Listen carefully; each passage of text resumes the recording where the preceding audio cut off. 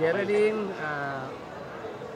kumusta ka na kayong kondisyon mo kanina? Okay lang po. Kabado pa rin hanggang ngayon kasi may uno pa rin po bukas. May uno ka nung uno? May 100 po bukas. 100. Na-meet mo ba yung expectation na mapapa yung oras mo?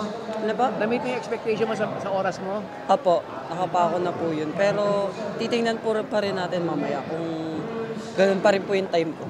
Nung ano. Bale, nung National Open nag-condition ka, anong kinsinarihan mo ngayon kanina? 200 200 po.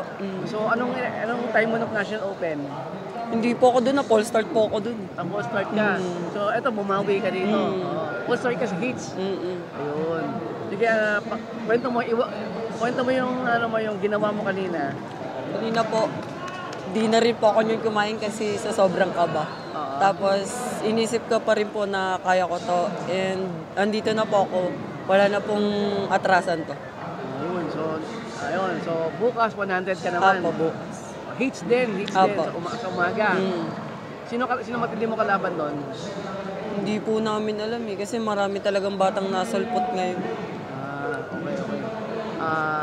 So, ilang events ka pa? May 3 pa po. Ano pa yon? 2 relay. And isang 100 bukas. 100 bukas. So, ano natapos eh? 400? And 200. 200. So, 400, ano nakuha mo sa 400? Gold po. Third? Gold. Gold, oo. Tapos 200 gold din. Apo. Okay. Ano pakiramdam sa dalawa mo nakuha? Masaya po. Pero mas lalo pong sasaya kung mababalita ko po sa bibig ni coach na sana po ano po talaga record. Sino ba nakalaban mo last year na sa 400? Si ano po, NCR din po. Sino yan? Si Leia. Ordinario. Wala na siya ngayon. Wala na po. Graduate na. Opo, graduate. Sa 200 ganun din, wala na rin siya.